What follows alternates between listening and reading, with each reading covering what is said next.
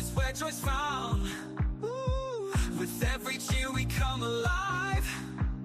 Come on in, let's thrive and jive. In this moment we find our groove. Ooh. On the swivel at the sports bar. Cheering loud, feeling like a star. Good times, laughter, and every score. On the swivel, come back for more. Swing on by, don't miss the fun. At the sports bar, the best begun. Ooh, come back for more. Come back for more. Come back for more. Come back for more.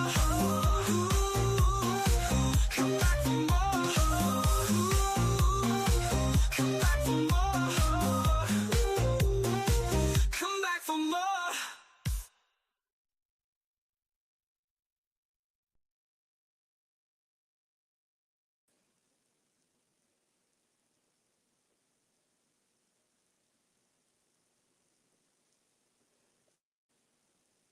I'm sorry. I'm on mute. I'm sorry. How you doing, man? Mr. Payne, I'm doing okay. How you doing? All right. All right, man. Fancy seeing you here. Yeah, What's man. good? Looking forward to it, man. Looking forward to it. Hey, listen, man. So welcome to the swivel, man. We're going to talk a little bit of sports, man. We know what's going on, too, man. I mean, it's the playoffs. You been watching any of them? Yes, yeah. I've been watching more basketball in the playoffs than I have pretty much all regular season. So yeah, I've been catching. Both. You and me Yeah. both. So, I mean, we're going to go through some of that. Let me just say a few disclaimers here, welcoming people who might be watching. I have a couple of things, but no, like, share, and subscribe, everybody, if you come by to the channel. So, of course, ain't nothing but basketball we're going to be talking about. And then, of course, the big story is from, actually, the biggest story is the playoffs is the big story, but that Caitlin Clark thing, we're going to hit that later on. You know, because they can't stop talking about the foul heard around the world. I don't know if you saw that game between her and Angel Reese.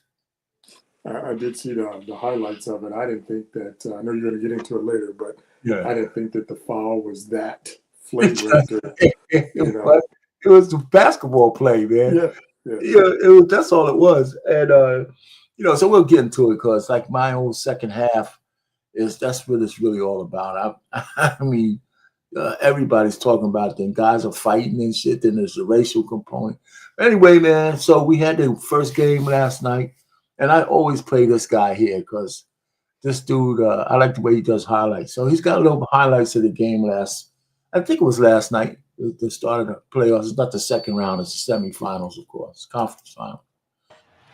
Game one from the Western Conference Finals is in the book. Let's make the top five cookies. Top five right here on NBA.com at number 5.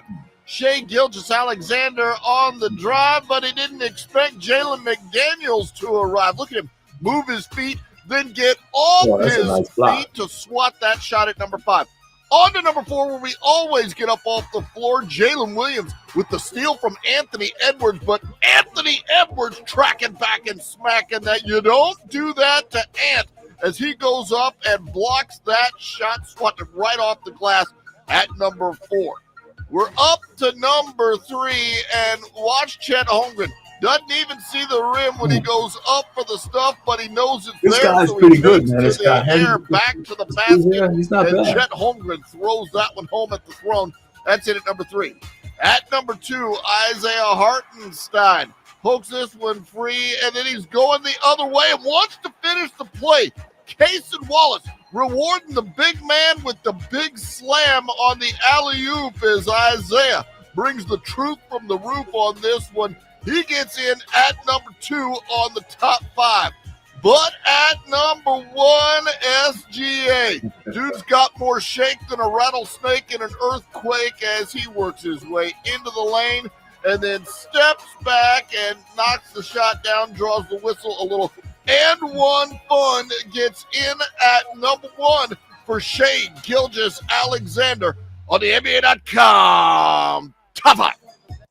That's my man. Hey, man, so what do you think about this rivalry, man, between Shai Gilgeous and Anthony Edwards, man. Hey, it's definitely the new guard, but it's that's the word I was going to say. Go ahead, finish. yeah, no, but just watching those highlights, right, of the step back in our day, Rich, that was traveling. Yeah, they never. First of all, that's right. Yeah, that's never going to be called. That's a move now.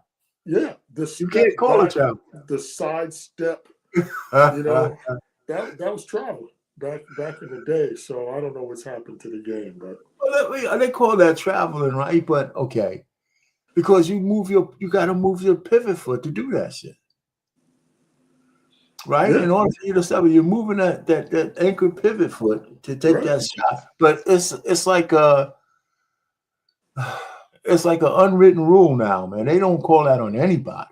No, not at all. Not at all. Not even a rookie. A rookie can get in there and do the step back or the side step. No. And I think, in part, the referees in the league wants to keep the game going. You don't want a lot of whistles unnecessarily, right? Or it's not like a traditional walk. I mean, you know what? I mean, when you take like 3 or 4 steps to the basket, or you you know what I'm saying? It's like part of a basketball move. Yeah. But it still doesn't take the defender from. I mean, you're stepping back from the defender. So I don't know, man. But they do take anyway. So let's keep going. I mean, that was the only game last night. The Knicks play tonight. Who you got? Yeah, 8 o'clock. Who you got in that one? Who do you think is going to win that game? I got to go with the Knicks. I mean, one, they're at home. If they don't win it this year, when are they going to win it, right? Yeah. They're playing against nothing against Indiana, but it's not like they're playing Boston in the Eastern Conference Finals or. Did the Knicks make easy work of Boston? They did. But as Tatum went down. I think that this is definitely New York's year. At least man, to get to the championship. Listen, I tell you what, man, I want to feel that way, but I think Pacers match up with almost everybody now, because I think the Pacers are long, right? Do they have any bruised? I mean, all their players like long and fast. True. Right. Got a guy Toppin coming off the bench, former Knick. Right. Yep. Yeah. Exactly. So here's what I'm thinking. I think the Knicks need to win this game today to set the tone. I don't think they want to fall behind with the Pacers, man. That's what I'm thinking. They need to keep home court advantage at the very least, because they're going to have a lot of trouble in Indiana. That's what I believe. Yeah. And so the Pacers are more matched up against the Thunder or the Timberwolves. The Knicks are bruisers, right? They're not a running gun. I mean, they could move, but their team is based on how their coach coaches. But the other 3 teams are they're all flyers. No, you're right. I mean, the Thibodeau, he's more of the traditional coach. Yeah, let me knuckle down. The other teams, Minnesota and Oklahoma, they've got kind of the newer style coaches, letting the players run. Exactly. And when you have skilled players doing that, and see, the key is if you don't make a lot of mistakes running, then you're real dangerous. I can see if you're making all kinds of mistakes, making just like a method to their fast madness. Let me put it that way. Yeah, it's a good way of putting it. And I think and their shooters are good. Now, listen, man, the Thunder have those 2 big white boys. Those guys are not just average players. The Hartenstein and the other one, the Hungrum, whatever they call. Yeah, those guys are pretty good. Yeah. I mean, and they got size. He's long and lean, but he's tough though. Yeah, man. I tell you, the Knicks are going to have a tough time if they win. Okay, they're in the Final Four, so they're contenders. I got to give it to them. Brunson is actually it's one of the best trades they've made in decades. Oh yeah, and he's probably one of the best 2nd round draft picks, in many years. I'm serious. And so the Knicks, I'm happy. I want to see them get far, but they got to get past the Pacers for me. I'm like wishy-washy. I want them to win, but if I root all out for them, they're going to guarantee lose. You don't want to put your heart into it. Yeah, man, I put my heart into it, man. I would be upset. Anyway, so that's that. So the WNBA, we're going to get to them a little later, but here's they just started, right? And of course, it's the 21st, and they're still talking about the game with Angel Reese. But here's how they match up, right? So the Lynx, the Fever actually lost the game already because they lost to the Dream.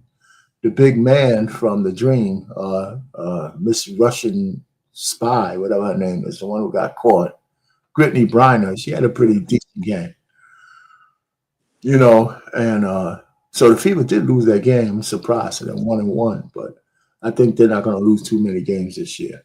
But I tell you, I forgot that. Griner moved from Phoenix to Atlanta. yeah, and she had a pretty good game. And she's still, I guess, man, she's still the biggest player in the WNBA, probably toughest. So she had a decent game and won by 1 point. I didn't watch that game, but I'm planning on watching more games this year, like I did last year. I mean, when Caitlin's on TV, man, I watch. Yeah. So we're gonna have some conversation about that later, man. So what else is going on, man? While we over here talking, it's too early for baseball. I mean, I don't watch hockey. Do you watch any hockey? I stopped watching it when the Capitals got knocked out. Because I did watch. Actually, I watched towards the end of the regular season. So you're looking for the chase, yeah. Yeah, exactly. So I did tune into a few games there, but after the Capitals got knocked out, I stopped watching it. Well, so they're in the semifinals too. But all right, well, yeah, man. I used to be a much bigger hockey fan, but I was like mostly high school, college, because I was in Buffalo. Yeah, hockey was big up there. Edmonton Oilers was at the top of their game. The New Jersey Devils were hot. The Rangers. I mean, so it was a lot of hockey going on up there. So yeah, that's back when the Sabres were pretty good. Yeah, the Sabres were good, right? Yeah, but these last probably 15 years, I don't even know if they've even made the playoffs. So yes, I kind of breezed through. It wasn't enough to talk about just yet in the playoffs. I mean, I grabbed this as the rankings. This girl, Arena. She's like the nemesis for Coco Golf. I mean, when they play each other, it's actually a good game almost all the time. I think I think she's beat Coco more than Coco's beat her, but look at the lead she has for ranking. It's huge. So do you know how they actually formulate those rankings? I think it's how much you play. It's also how many tournaments you play. Yeah. And win. And where you not just win the tournament, it's where you play. So where you get eliminated also gives you points. Right? You make the semis, you make the finals, you win, lose. The points are really squid. But I don't know exactly, but I know that those are elements of it. Yeah, because I wonder if the top ranked player, 10,683, does that really mean that she's 2.5 times or 3 times better than the one that's 3641? I wonder what that point differential really means. I think that differential is probably some of that is skill and winning. But her and Coco Golf, Serena and Venus had trouble being number one because they didn't play as much. There's a lot of tournaments we never know about. Right. So you get points for playing in tournaments that are not WTA or not television worthy, but sponsored by the WTA. So you can get points doing that. So this girl plays all the time, I think. You know what I'm saying? And Coco, when she plays, is like a spectacle. But I think they pick and choose the big tournaments as opposed to just a lot of little ones. Yeah. But you're right about Venus and Serena, their father was very selective, especially early on, as to where and when they played. Absolutely. Yeah, well, tennis season, man. I like, it's funny, man. I like female tennis better than I like men's tennis. And most of it is not just because they're the ladies. It's the games are shorter. My attention span is better for their game. When I see the men, up there, playing 4 or 5 hours, man, it's too much, man. Especially if they're evenly matched. Oh yeah, there's a lot of volleying going back and forth. Therefore, that extends the duration of the games. Yeah. So yeah, man, soccer's man, it's just a little bit too much. I mean, if it's a major match, the championship or something, or for the cup or for the slam, yeah. But that's a lot of time sitting down here watching men grunt, man. Shit, I'm serious, man. Golly. Anyway, but that's that. So we in that season. Soccer. Hey, here's a move for you. Check this out.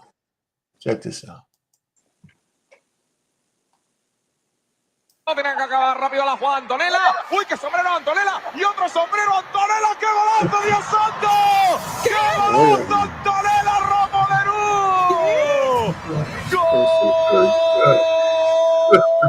¡Golazo de Pío!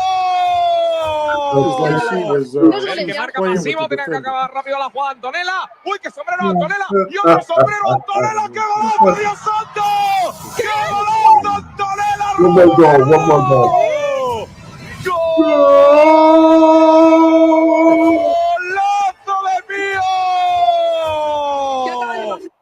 That's an awesome ass move. Cool thing about it also is, the soccer players, they like to celebrate, but Right. she basically like, hey, this is natural. This is just something I do. No big celebration or anything. That was a cool ass move there, man. That was. Mm-hmm. Anyway, so I just threw that. Now we're gonna get into we're gonna talk about some of this stuff because there's so many tentacles to this damn thing. It's crazy. But first, let's look at the play. Clark racing ahead, zips it to Bonner, spinning. Wanted a whistle, didn't get it. Yeah. Rebecca Allen, too strong on a 3. And look out, Caitlin Clark pushes Angel Reese, and Angel Reese gets right. Okay, before we talk, I want to go back just a little bit. So we got to see what precipitated all of this, right? You got to look closely, right? Rebecca Allen. You saw that push, right? Yes. Yeah. How could they? That first of all, that was a foul. Yes. That's a foul right there. Wasn't called. Too strong on a 3.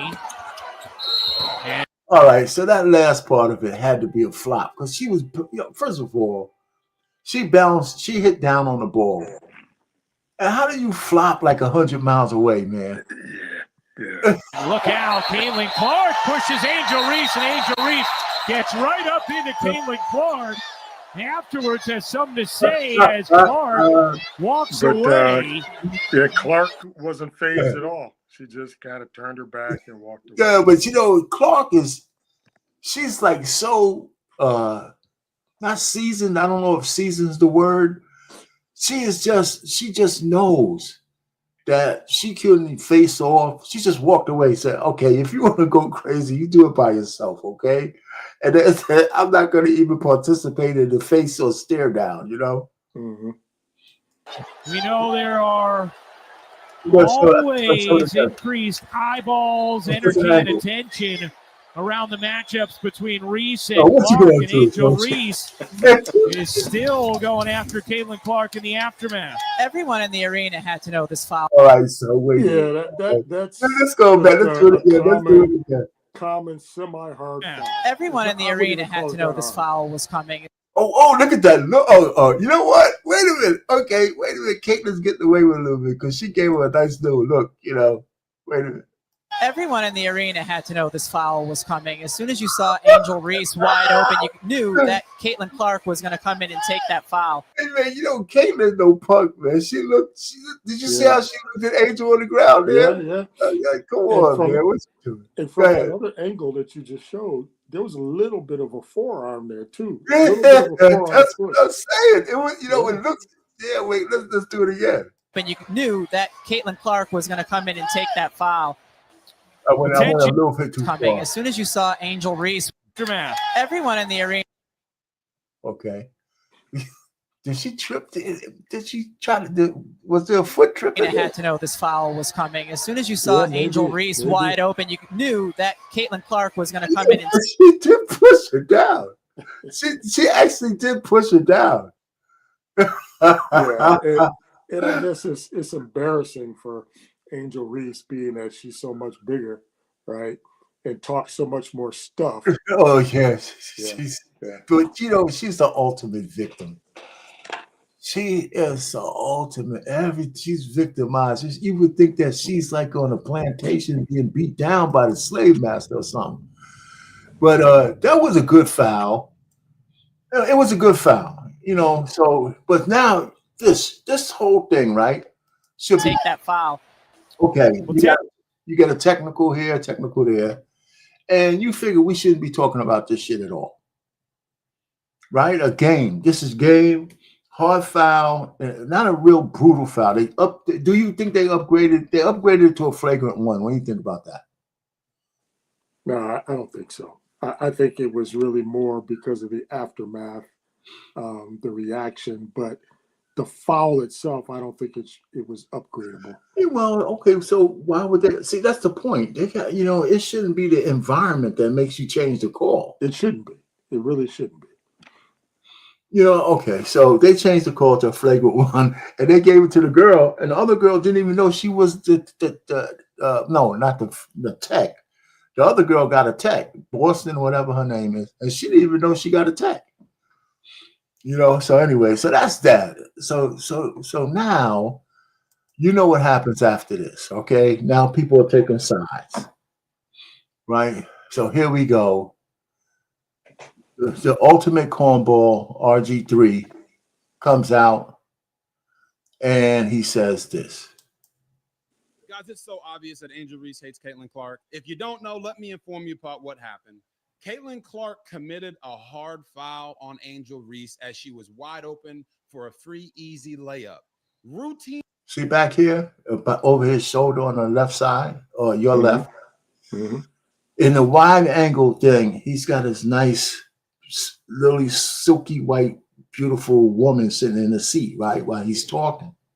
And you know how triggered black women get when they see a white woman around, okay?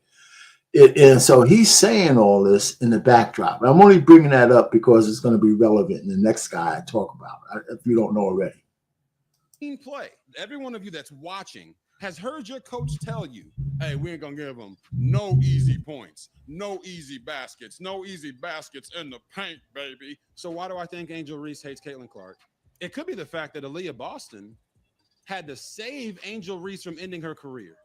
This is a still shot. Okay. After the foul. It's not going to end her career, man. You hear what I'm saying? Even if she would have made a connection, it's not going to end her career. What are you talking about? That Caitlin Clark put on Angel Reese tried to hit her. But if it wasn't for Aaliyah Boston putting her arms in the way, Angel Reese would not be playing basketball anymore because she was going to sucker punch Caitlin Clark. Okay. Wait, you know what, man? Take a hyperbole to the nth level. Yeah. I mean, even if she would have sucker punched her, which she wasn't going to do, I mean, it looks worse than it was, right? She might have grabbed her or something. They're not going to kick her out of the WNBA. Now, you tell Suspension, me how maybe. you've seen somebody get fouled on a basketball court in a professional league where they tried to almost sucker punch somebody that they were friends with because of a hard foul. I've seen LeBron James get fouled by Dwayne Wade, but it was a hard foul. LeBron didn't get up and try to smack him upside the head or hit him in the face from behind. But that's what Angel Reese did to Caitlin Clark. So where was this type of reaction last year when Angel Reese got chokeslammed by Alyssa Thomas of the Connecticut Sun? Y'all remember that?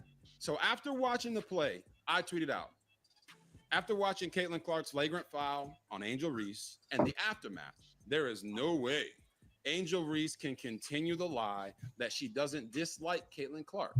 I know what hatred looks like. Angel Reese hates Caitlin Clark. Not some basketball rivalry hate either. Hate. Okay, before you go, look at this stare now. I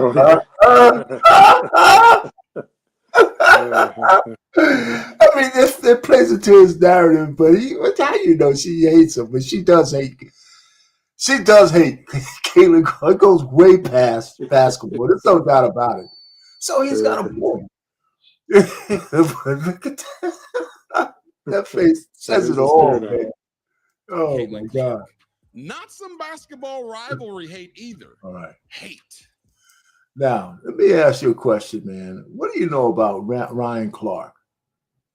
Yeah, You know what I'm talking about? yeah, I follow him fairly well. I like the fact that he. Oh, you like the Pivot podcast? You watch that from I time to watch time? that, but I tune into him when he's on the NFL Network or ESPN or whatever he is, and he always has some good points off the cuff, which is what I like.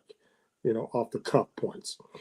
And he's a race baiting, pompous asshole, if you ask me. But I understand he is articulate. At least he raises the elevation of black men when he talks. I'll give him that. He's very measured, but I think he's a pompous ass. Everything's race based to this guy. So RG3 with his nice lily white wife and all this. So apparently you might not have saw this commentary from Ryan Clark. So we're gonna play it for you. What's my daughter? Hey, Ed, how you doing?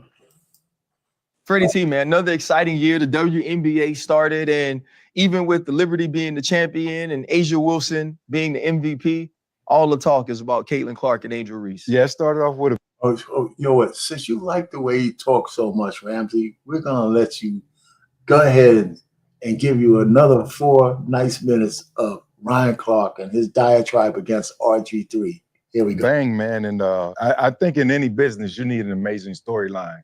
And I believe we have one. Last year, it was the rookies. It was Caitlin. Yeah. And if I didn't know any better, right, because it was got up and frustrating end of the day. We need that in the WNBA. I think that'll draw fans in. Yes, we will. Maybe like it conference. But it's good to see the I mean, I love the fact that the WNBA has this exciting rivalry. And we've talked about Caitlin Clark and Angel Reese for so long. I think I hate the fact that they're always pinned against one another. RG3 called what Angel Reese did hate. He said you could see the hate on her face for Caitlin Clark. I'm not really sure when we moved in to being able to read the expressions of a person and know their intent, know their character, know their perspective. But he does understand hate because I think he also understands the hate of self. When you look at the play, which is all we can speak to as professionals, all we can speak to as analysts, Angel Reese pushed one of her teammates. Caitlin Clark had a hard foul, which is part of basketball. I feel like it was assessed correctly. And Angel Reese's reaction is the sort of reaction you get in a situation when you feel like you took an intentionally hard foul. That's competitiveness. That's rivalry. That's not hate. And so now, though, when RG3 jumps on to the hate train or to the angry train, and now follows along with what we saw from Keith Olbermann, what we saw from Dave Portnoy, as they poured on to Angel Reese to make her the villain in Caitlin Clark's heroic or hero story. Right. The one thing we know about RG3 is he's not having conversations at his home about what Black women have to endure in this country, about what young Black women and athletes like Angel Reese have had to deal with being on the opposite side of Caitlin Clark's. I'm gonna just stop it for a second. I can't stand when people start talking about the poor Black woman. It's the biggest piece of bullshit in the world. They're the most coddled women in the whole entire world. I can't stand it. Rise and ascension into stardom. Now, when you look at it, I think Asia Wilson is the face of the league. Asia Wilson is the best player in the league. Caitlin Clark is the most important player in the WNBA. And a ton of her fandom has come along with some racial bias or some racial pieces to why people love her so much. And so now if you're RG3, when is the last time within your household you've had a conversation about what she's dealing with? You haven't been able to do that because in both of your marriages, you've been married to white women. You haven't had opportunities to have those conversations to educate you on what they're feeling, what Black women deal with, what they're seeing when they think of a young Angel Reese. And the whole time that he's mimicking Angel Reese and bobbing his head and moving his neck while he's doing this whole piece, his wife is in the back amening and clapping. And so to me, it's just another situation that now this young lady has to deal with. When I worked with RG3, he would make all of these sort of corny jokes about milk and how much he loved it and how important it was. And he always points out on social media the color of his wife's skin, as if the color of her skin is what makes her special, as if the color of her skin is what makes her a good wife. I've met the lady. I've had a conversation with her. Right. I think she's more than that. But it also leads to what Black women deal with a lot from Black men who have chose to date or marry outside of their race. They always feel like they have to go the extra mile to prop up the woman that they're married or the woman that they're with over Black women by denigrating Black women. I feel like we should have an opportunity to move past that and understand that Angel Reese can be great in her own right, as Caitlin Clark is as well. Caitlin Clark is a likable and lovable superstar. She pays homage to the stars of the past. She pays homage to the Black women that have come before her. And now she is carrying the mantle forward. So there's no need to pin those two against each other and paint them based on stereotypical tropes. And I think this is what I'd like RG3 to know, that no matter how much he continues to echo the microaggressions of racists, he'll be no less Black than me. Freddie T, man. All right, Rams, go ahead, man. Well, it was interesting commentary. And I think that the history between these two guys, just thinking about it a little bit, they both played for the Redskins. So they know each other pretty well. Right. So they were teammates, I guess, right? Back when RG3 was, playing well. And Ryan Clark was with the Skins for the then Washington Redskins for several years. So I think they have some perhaps negative history between the two of them being teammates. So they know each other pretty well. So I think that's kind of fueling some of this discussion between Ryan's commentary towards RG3. Probably some history that they have together. Yeah, here's a. I don't know why he had to bring up the guy's wife as part of it, because if the argument is, how do you know that one person hates another, and the fact that he wanted to tie it in the fact that he's married to a white woman, doesn't mean that he doesn't know enough Black women to know what they're going through. Right. You don't have to be married to a Black woman, and here's again. Black women ain't going through no goddamn thing that we need to keep making it a big issue. You know how many mayors and governors, one just almost ran, well, she's not Black, but she almost ran for president. I mean, we got to stop all this victimization. It's just a lie. And matter of fact, Black men do not make it their effort when they marry a white woman to down Black women. You know the number one man that every woman, including Black women, want to marry, and it's white men. Even Black women are on that list. And when Black women marry white men, they really shit on the brothers. So it's all a projection. So he's just wrong. It's just a lie. And we gotta stop perpetuating that shit. Every Black woman in the public eye that I know, not every, but a lot of them, they're all married to white men. From the Supreme Court justice down to the one that they wanted to make a president, to Malika Andrews, to every woman that has anything to go for them, the number one man they want to marry is a white. So we got to stop some of this, just these perpetual lies. And Black men marry white Black women at a rate of like 80% when we actually get married. So anyway, but Ryan, repeat that stat again. The 80%. I think Black men marry Black women at a rate of 80% when they actually get married. But overwhelmingly, we pick Black women to marry. Okay, yeah, Black women. Okay, gotcha. Yeah, Black women. Yeah. And Black women, right?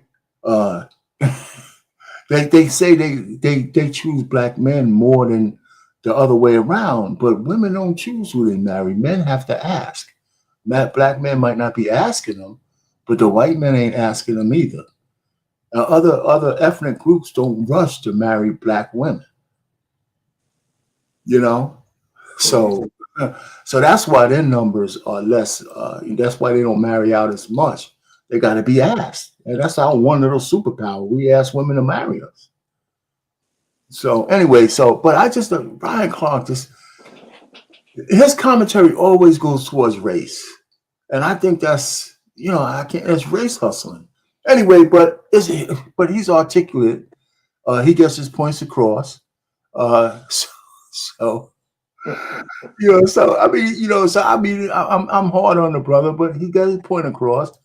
So what I gotta do is we gotta go through RG Sleeve's weak ass response. Oh, don't talk about me.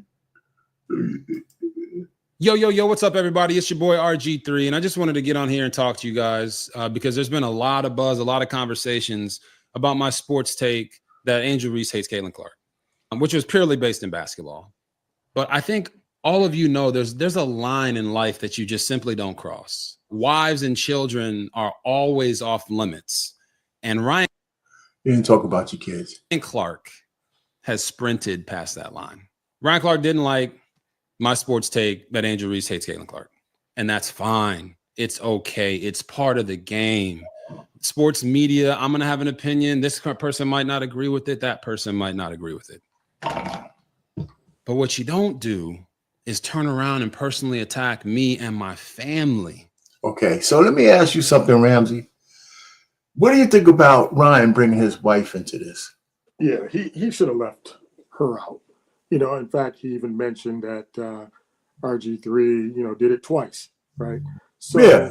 What does that have to do with the tea in China, right? I mean, right. He could have made his point very well without bringing in, as RG3 says, his family. Yeah, I mean his wife. I agree with that. Yeah. But he did not bring his kids in it. He did not. But I just think what because you don't agree, trying to say was there are two areas that you just don't cross. Yeah, and yeah. that's the kids and your wife, basically. So, and he crossed one of those lines. All right, so RG3, I mean, this comeback, I'll give him some credit, but I think he plays a little bit harder than he needs to. Be with a sports opinion that is purely based off the sport. I didn't make it personal. But what that really shows is just how low of a person Ryan Clark is. But Ryan, you crossed the line, man. You made it personal and some. I really believe there should be no space in sports media for personal attacks. I've said it before. But certainly personal attacks against wife and children have always been off limits. Ryan, you attacked me and my family in a public forum on a level that shows just how low of a human being you are. You can disagree with me all you want. Challenge my takes, but keep my family and my wife out of it. That's a boundary that should always be respected, man. Always. Ryan Clark personally attacking me and my family because he disagreed with my sports opinion is a bad look for ESPN. It's cowardly, it's spineless, and it's weak. Ryan Clark personally attacking me and my family. I'm going to say it, man. Personally, because he disagreed with my sports opinion. That's easy. You overacted now. You overacted now. I hope you get the help you need, brother. All right. So let me stop it there. Now, he goes on to call for Ryan to get fired in some other takes. What do you think about that? I would say no, because if I'm understanding it correctly, Ryan was on his own show, his own podcast. So for one, it wasn't on ESPN Airways. Right. Correct me if I'm wrong. No, ESPN doesn't own Pivot. That's their stuff. Right. So even if Ryan had stated what he stated on ESPN Airwaves, Yeah, that may have been grounds for some type of reprimand, some type of disciplinary action by ESPN, if that were the case. Well, okay, so let's stick with it. But I don't think RG3 was fair in talking about it's a bad look for ESPN. Yes, Ryan is employed by ESPN, but he wasn't on ESPN's mic. But let me ask you though, on that point though, Ramsey, don't you think that Ryan and these guys who work for a network like ESPN, like a Stephen A. Smith also, that they always represent the network? I mean, even when they're not doing network shit, like even Stephen A. got a big podcast he's going on. He's trying to run for president. But he's always still measured on, even when he's outside of the sports bounds, right? He's still measured. Like, for example, if there's enough white broadcasters coming after Ryan Clark for the white, like for somehow this guy marrying a white woman or some bad thing, right? So I haven't really looked at him, but there's a lot of people coming after him. But if he said something really racist, it doesn't matter whether he was on ESPN set or not. They fire you for conduct unbecoming when you're not on duty hours. Yeah, that's a reasonable point. I'm not saying this rises to that level though. But go ahead. Right, correct. It probably doesn't, but it's a reasonable point that you're always representing the larger entity, even if you are on your own time. That's right. The guy who gives you the biggest check. Yeah. Yes. So okay. So this is what he wrote. Ryan Clark wrote back to in Twitter or X. Bro, you know what it is with me and you. I saved you the entire season on Monday Night Football. Like you were just floundering, and I had to save your ass. I urge people to let you be you, no matter how corny, how bad a teammate you were. I had your back. That's just these guys going at it, man. Say, hey, what did you do? Invite someone on your show. On your show, I don't fool with two. I don't even know how I'm reading this wrong. No, I don't fool with two ask questions about me. Oh, you invited somebody on your show. I don't fool with to ask questions about me. Okay, I had to say that right. But I don't know where that part comes from. But the fact is, so they're going back and forth. Yeah, it's almost getting petty at this point. It's already where now Ryan Clark's bringing up other stuff. I saved your job. If it wasn't for you, if it wasn't for me, you wouldn't have a job. You're a cornball, a teammate. Even though you were a bad teammate, I had your back. Oh man, this is a lot. Yeah. No. All right. So, okay, the Reese versus Clark, the racial divide. Right. So here's a couple of brothers talking about that. Now you're familiar with my man here, a couple of these guys. Yeah. Well, I love the shit. You know what I mean? Love the shit. Yeah, I love this shit, man. Yeah, see, God when I damn saw it. this shit, Before they go, right? See, this is the thing about women and their cattiness, right? Forget about them being black. This is all women. What the WNBA has or could have had is something akin to the Magic Bird thing, right? Well, Magic Bird, when they first came out, it was clear that there was racial divides there, but the way they both played, that was quickly moved out of the way, and it was just a rivalry. It was just a rivalry. And then the two men actually, got along with each other. Yeah, they were best of friends. Yeah. Right. So and the rivalry and the way they came at each other in those championship games and all that stuff was that took, even if you were in your corner, I'm rooting for the black guy, this guy, the white people were rooting for the Larry Bird. No matter what your color, you respected both players for the style of play.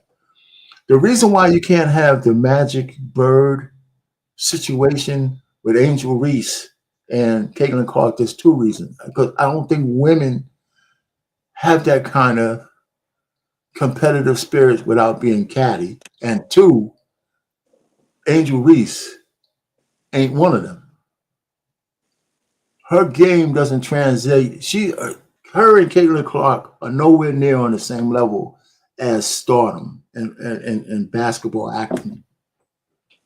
That's why that rivalry is only kind of superficial, because I think Angel Reese is more like a fashionista. She's not really somebody who puts her game at the top of her priority list, whereas Caitlin Clark does. Right? Angel Reese, I mean, she wants to be a celebrity. Yeah. And her skill level is still lacking. Yeah, and you look at since you drew the comparison of Bird and Magic, you go back even in the era of boxing 40 years ago with Sugar Ray and Hagler, right? Right. They were going at it, but they were friends. They were good friends, and I think a lot of it was due to the fact that the other was making the other money, right? You get the ring together. You sign a deal for whatever it was back in the day. We're both going to make $10 million to fight each other. So therefore, there's a certain level of camaraderie. It's part of this business. It's a business. Yeah, it becomes a business relationship. Right. We need each other. Where you don't have that, of course, with Clark and Reese. It's not that one-on-one business relationship. But that's a good point, though. Let's bring up the larger point, though.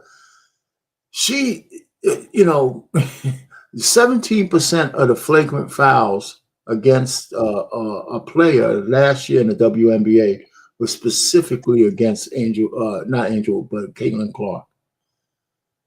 In the league, 17% of the flagrant fouls were against. That's a heck of a lot. That's a heck of a lot. That's unbelievable. I don't know how many flagrant fouls. When you consider that she's generally an outside shooter. That's right. Man, one girl tried to poke her eye out. Yeah. So this is a when I saw the shit, man, I was like, God damn, this is what it needs. We need this shit in the WNBA. Yes. I don't give a shit if they like each other or not. Who cares? Yeah. I think what has grown this game is the storyline and the rivalry that started back in college. I think that's great for the game. The shit has been happening. Women are more catty and been getting in smoke more than men do. So this shit has always happened. It just happens to be these two young stars in the league. But the only thing I didn't like about that shit, man, the racism part. You know what I mean? The fans got to do better, man. Got to watch what the fuck you saying in them stands, and then security got to do better too. When you identify that person, you got to go up to that person. You got to handle that person. You got to do something about that. I just think that Angel Reese really don't like this motherfucker. And that's fine. And that's fine. Whether she does or doesn't, that's fine. Right. That's fine. I love that part about the game. The girls' game need to have some shit like that in it. Caitlin, I think she got 17% of all flagrant fouls were against her last year in the WNBA. That's a crazy stat.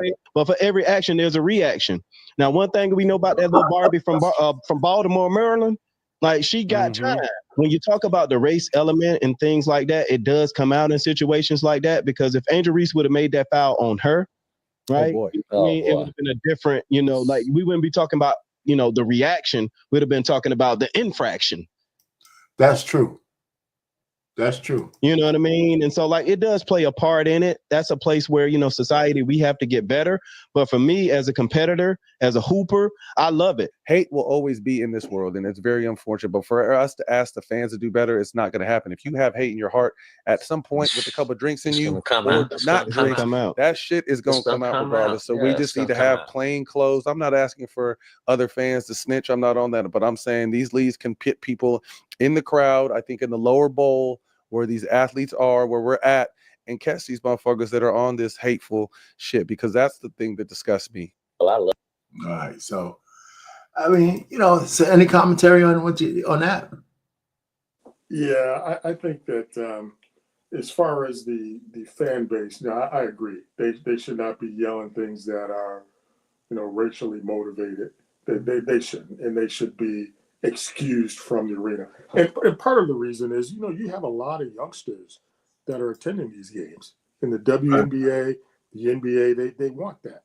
So you don't want someone in the stands that are yelling expletives and racial comments.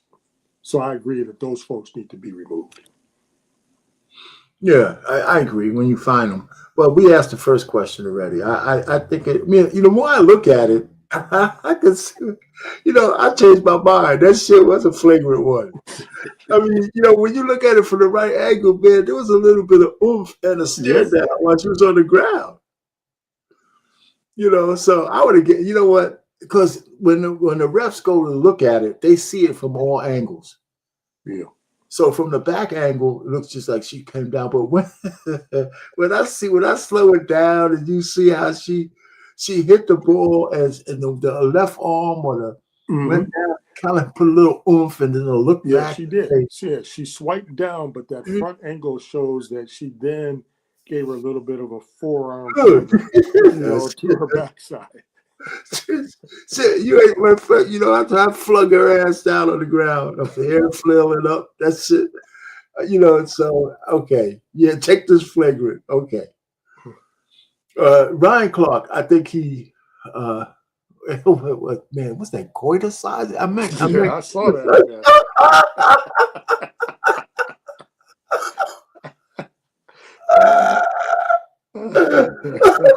I did a spell check. Yeah, geez. Oh shit!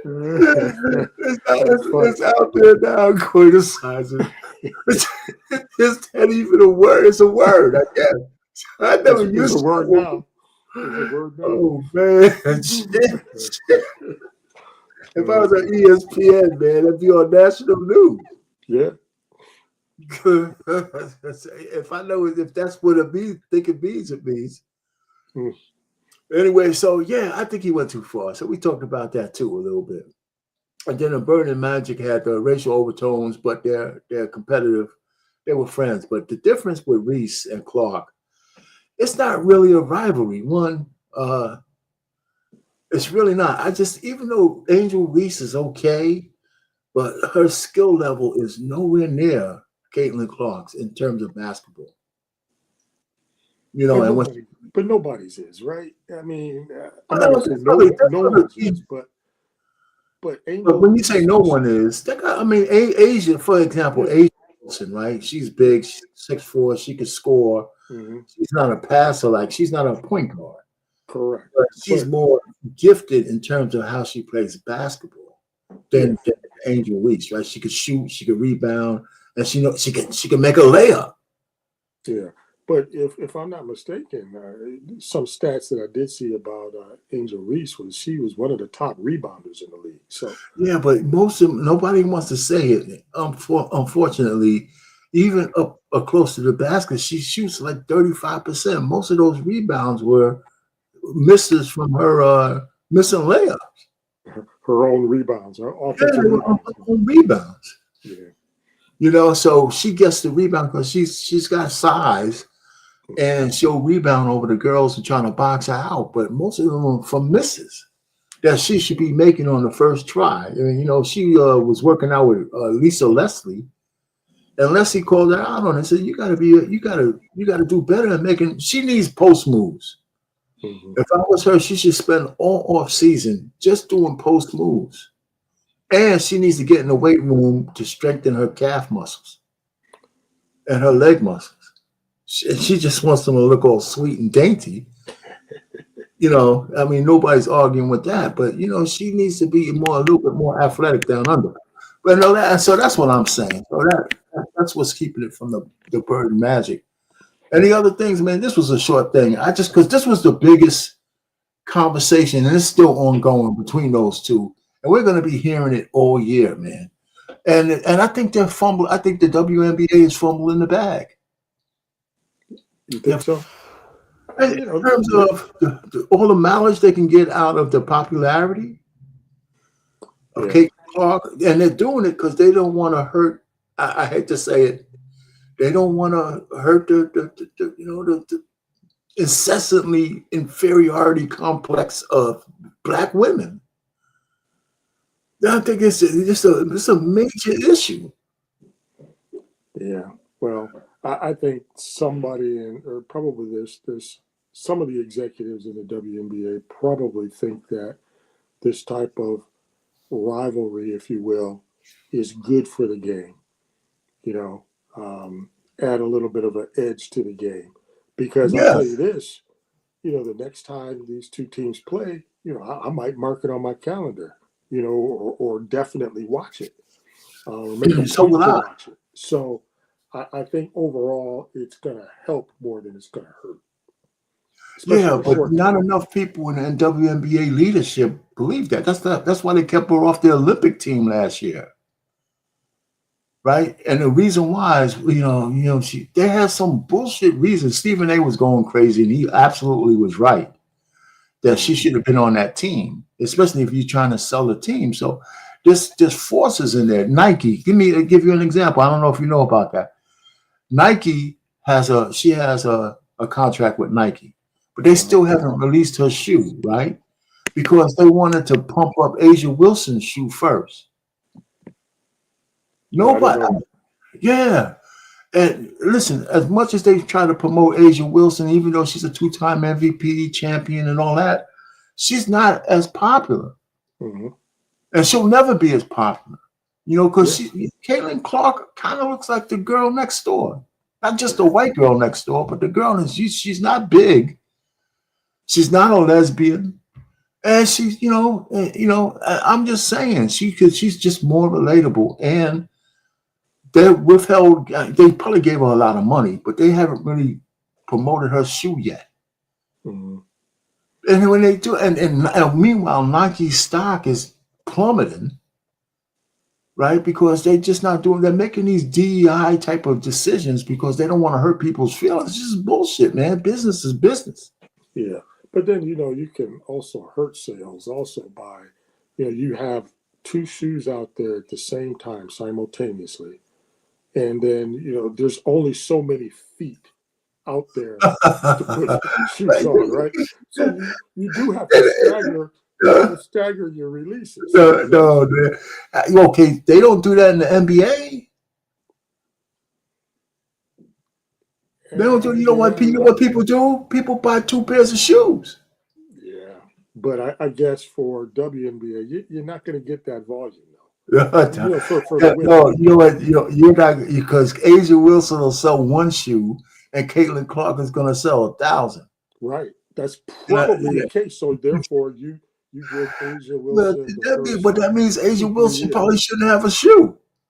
Well, no, you give her the first 2-3 years, and you got Clark has got another 10 years after that to sell shoes. Oh man, you probably, that might be somebody's thinking. I can't disagree with what you just said, but the universe is bigger than that, man. I mean, I just think that if you're popular, it's like you can only have one good R&B singer at one time. It's not true. Yeah. We had that. Remember back in the day, we had a plethora of them. True. If you was good, I'm gonna buy that. I'm gonna buy your record, and I'm gonna buy the other guy's record too.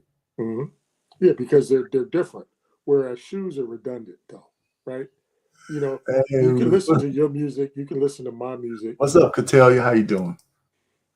Yeah, man. I'm with you. So I don't disagree with the way but you're probably absolutely right. That's probably how they thought about it. If we want her shoe sales to be successful, she shouldn't have self-imposed competition from somebody who is more important in the WNBA than she is. Yeah, because Clark will have her time. Year or two from now. You're probably right. Man. I can't argue that. Other than that, man, so we have some boxing up here. Man, I just, there's not a lot of, I don't know who Plant is, but I was cherry picking to see names that I recognize. Deontay Wilder, who should hang it up. And Jake Paul, who's the king of B-level boxing. He's making millions and millions of dollars. Yeah. Millions. And then he's fighting the washed up son of Chavez Jr., which that still might be interesting because I don't know what he has left. And there's Shakur Stevenson, who is an up-and-coming boxer. People like him, but I think he's overrated. Well, you know, Rich, we're getting old if Julio Cesar Chavez Jr.'s son is washed up. His son was never really good, man. In his heyday, whatever that really was, he still was only you know how sometimes you're never as good as your superstar father. Right. You know, those guys are once in a generation kind of thing, more multi-generational kind of thing. So he has some skills, but I've seen him fight before, and he hasn't fought, man. I don't think he's fought in years. You know, and so he's making some money out of this fight because Jake Paul is fighting a lot of the washed up fighters who used to have some semblance of a name. Right. You know, so he's making millions doing that. You know, Yeah, so he's a smart marketer. just no doubt about it. Yeah, because I think they were in other business before marketing. So he's not a bad fighter. He's not, but he's not in with the name guys. Like he couldn't beat a guy like Caleb Plant or somebody like that. I don't think so. So could he have beaten? He's drawing a blank. But remember now he fights at I think he fights at heavyweight, cruiserweight. He fights at cruiserweight. So could he have beaten Tyson 10 years ago? Oh no. So he got Tyson at the right time. Yeah, but Tyson, I don't know, he might need a that's why people got mad because people thought Tyson had those workout videos where he looked like he was really good. Yeah. And working up the sweat, man, hitting that shit real hard. And he got in the ring, man. His balance was completely off. But you know, you or I can have a good looking workout video for 1 minute. Right? I can't remember the last time I had a good workout video. You know what I'm saying? But I know what you mean. Seconds, right? Yeah, I know what you mean. But what I'm saying is, you could see the reverence he had for Mike Tyson. That's why he didn't try to put him out. Yeah, true. You know, so they both danced around the ring for 10 rounds, and they both got paid. Mm-hmm. That's all about it. And people got mad at that. You know, I said what they wanted to see, bloodbath. Mm-hmm. After the first 2 rounds, I said it ain't happening.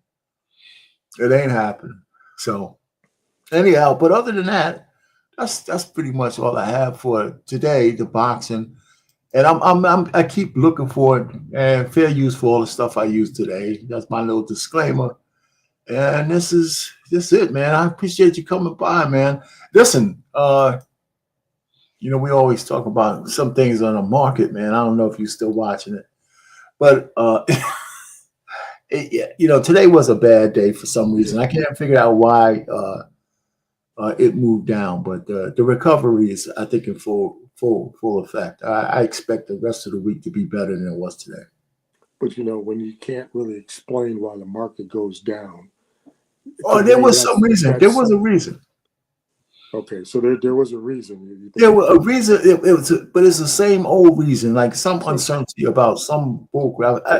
I saw the news flash. Say that again. Like the jobs report or some nonsense. No, it wasn't a jobs report. The jobs reports and the inflation reports were good. I don't know. It was something. Yeah. And then the news flash came, and then I missed it, and I didn't look it up. There was some reason, and it also could be people taking some profits. Yeah, because since April 7th, when we hit the bottom, the market is on a tear.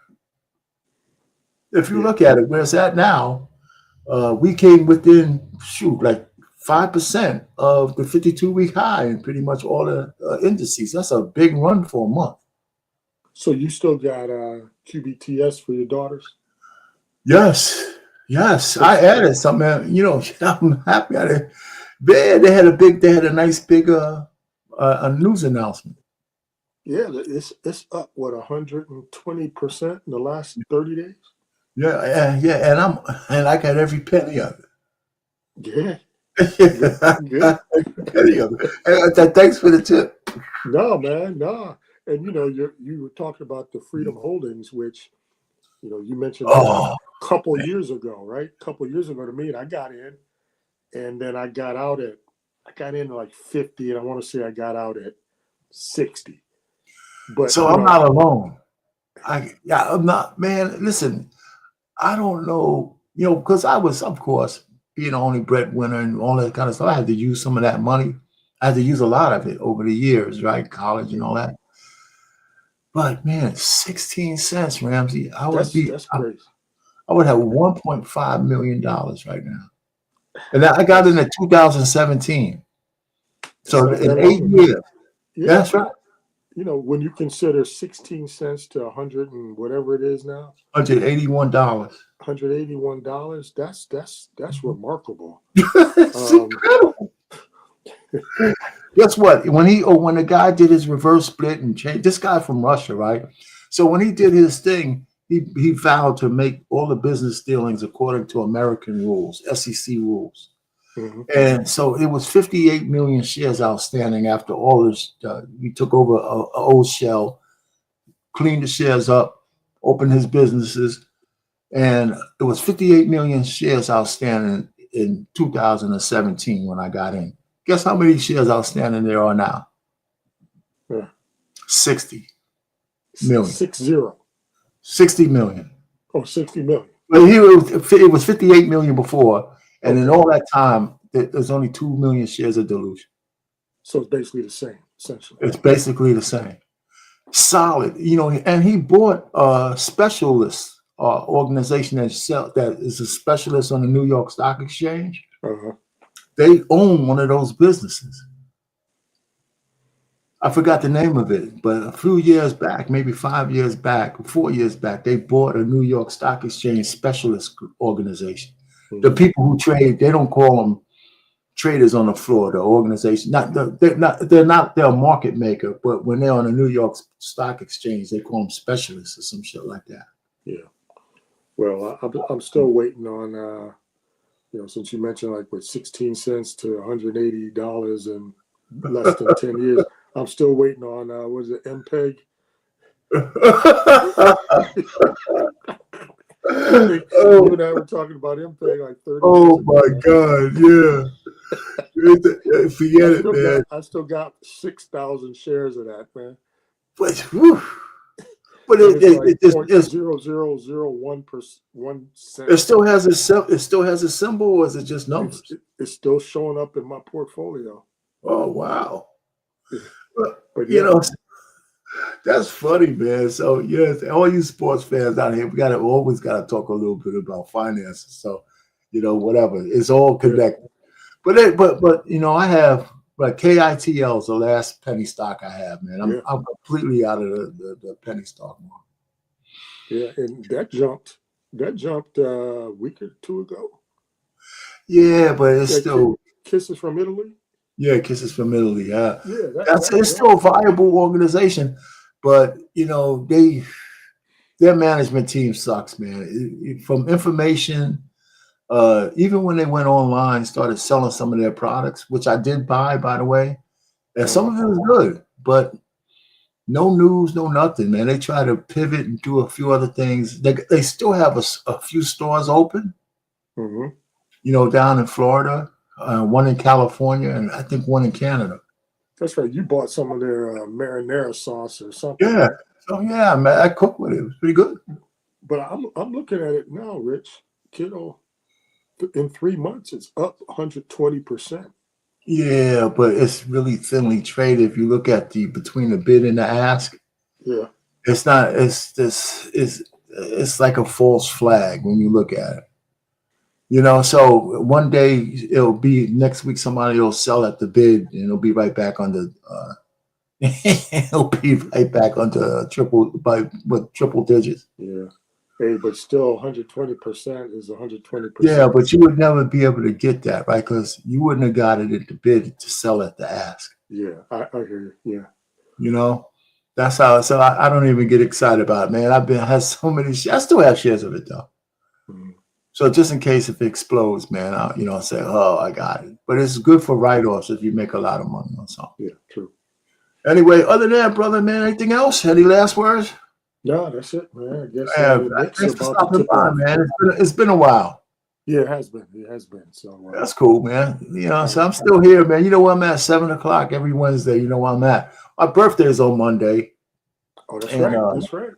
Yeah, so we going to my sister's house. So me, and Ebony's birthday's on Monday too. So we're going to my sister's house.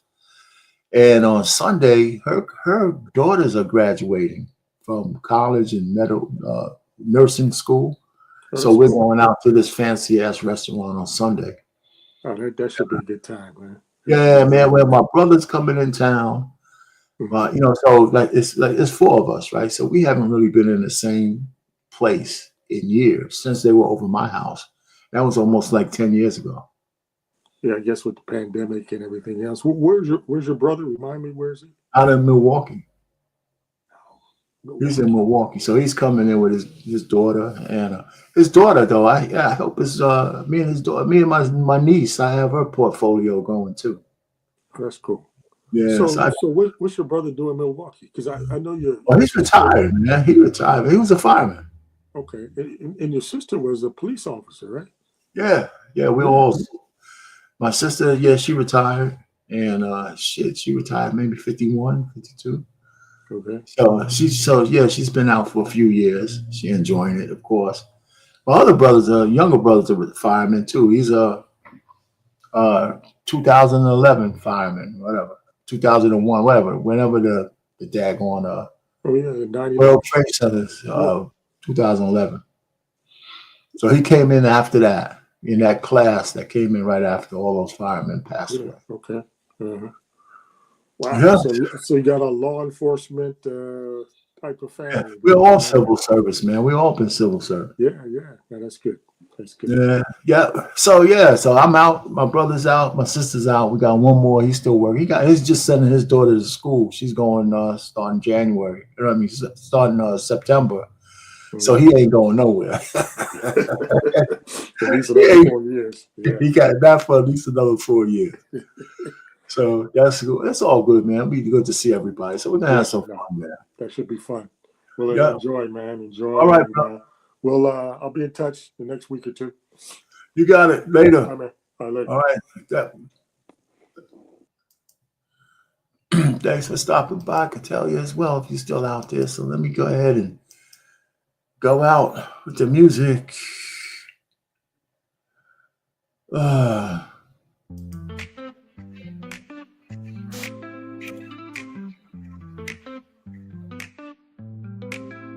Grab your friends, it's time to play. Join the fun, we're here all day. Watch the game with drinks in hand. On the swivel, let's take a stand. On the edge of our seats, we live for the thrill. In this moment together, we're feeling the chill. So here's to the laughter as we gaze at the stars. We say goodnight from the swivel at the sports bar. In the flicker of the screens where our spirits ignite, let's cherish this time as we fade into light.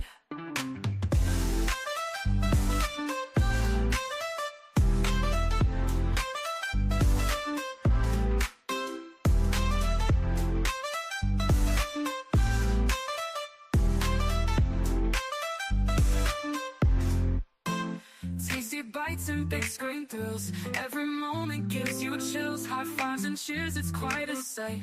Join the crowd, it feels so right. As the game goes on, our hearts beat as one. Memories in the making, oh, this night's just begun. So here's to the laughter as we gaze at the stars. We say goodnight from the swivel at the sports bar.